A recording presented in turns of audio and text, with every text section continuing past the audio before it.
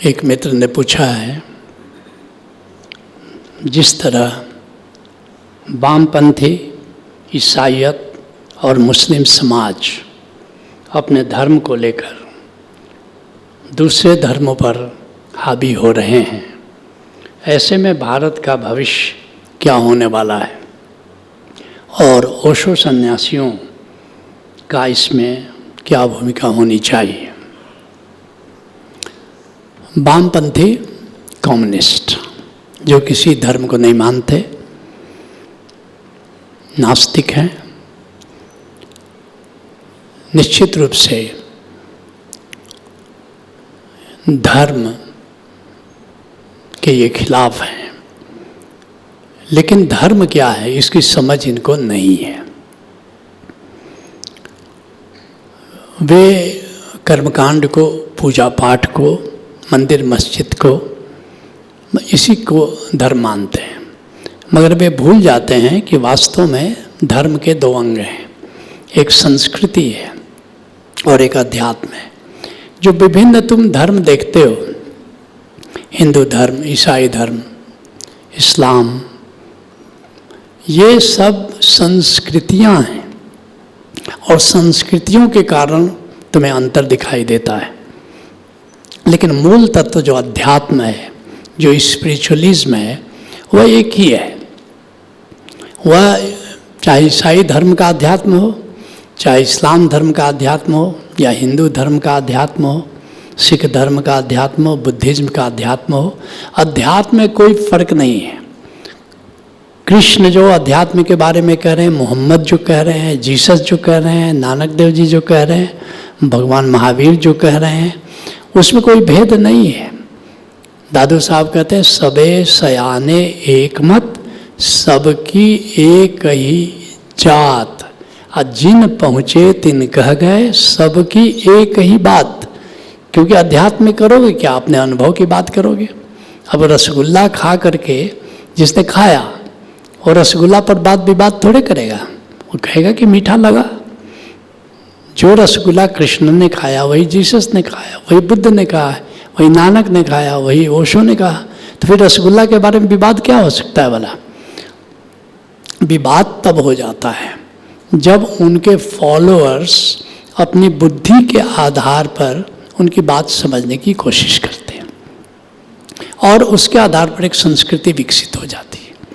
संस्कृति में भेद हो जाता है, लेकिन अध्यात्म में कोई भेद नहीं है। दुर्भाग्य से जो वामपंथी हैं, धर्म के विरोध करते करते भूल जाते हैं कि धर्म का एक अंग अध्यात्म है, जो आत्मा के अनुभव पर, परमात्मा के अनुभव पर आधारित है। लेकिन वे इतने बुरे नहीं हैं। क्यों बुरे नहीं हैं? वे अपना अपना धर्म फॉलो करने की स्वतंत्रता देते हैं, प्रोवाइडेड कि वो दूसरे को हानि न करे। अपना अपना करो। तो वामपंथियों को मैं बुरा नहीं मानता। दूसरा, ईसाईयत। ईसाईयत मुख्यतः सेवा की संस्कृति है और ईसाई कट्टर नहीं होते। ईसाइयों में कट्टरता नहीं होती। मुश्किल से 1% से भी कम लोग कट्टर होते हैं। तो ईसाइयों से मानवता की कोई हानि होने वाली नहीं है। कभी नहीं देखो कि कोई ईसाई आतंकवादी हो गया, कभी सुना नहीं होगा तुमने। वामपंथी आतंकवादी हो गए, नक्सलवाद हो गए, उनसे खतरा है, लेकिन ईसाइयों से कोई खतरा नहीं है।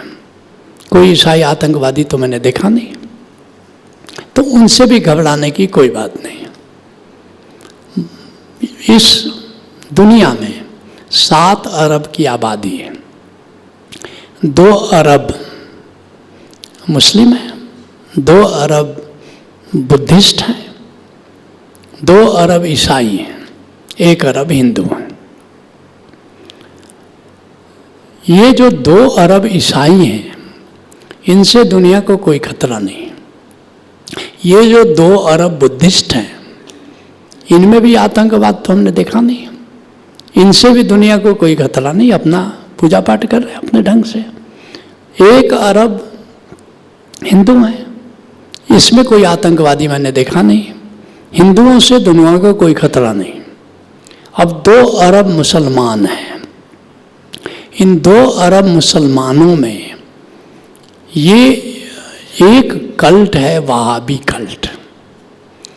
ये इनका मानना है कि ये जो इस्लाम के बारे में सोचते वही सही है,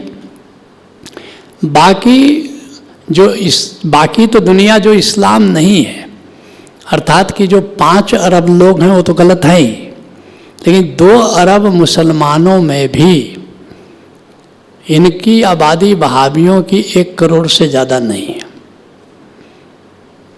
1 करोड़ से ज़्यादा नहीं है।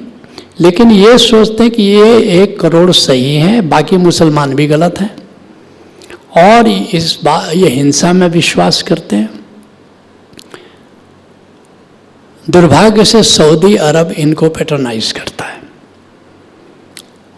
सब जगह जितने आतंकवादी तुमको मुस्लिम दिखाई पड़ते हैं सब वहाबी हैं, सारे के सारे वहाबी हैं। तो इन वहाबियों से खतरा है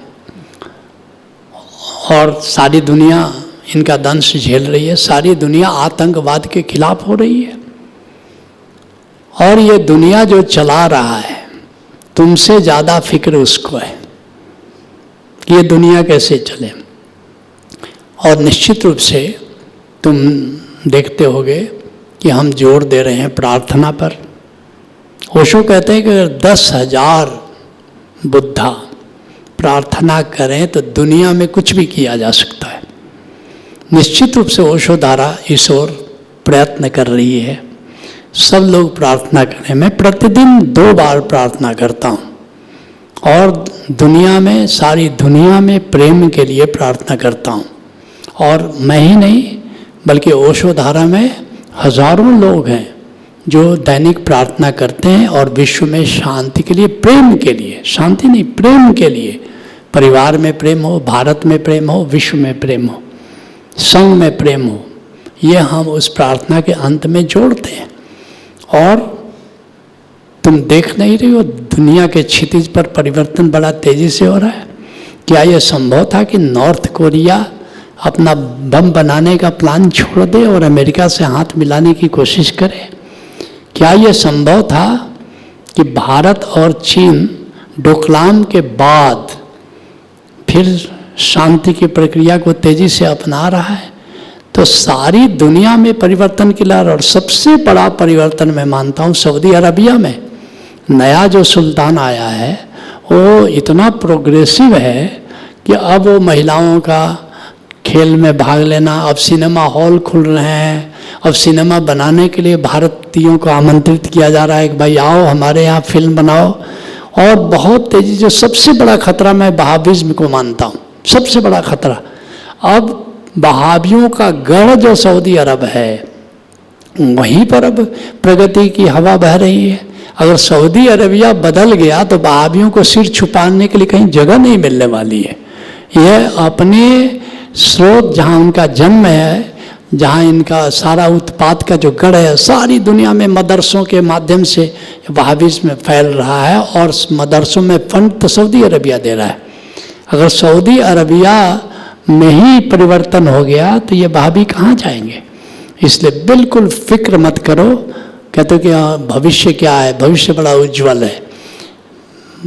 बाण भट्ट की आत्मकथा डॉक्टर हजारी प्रसाद द्विवेदी का एक बहुत सुंदर उपन्यास है।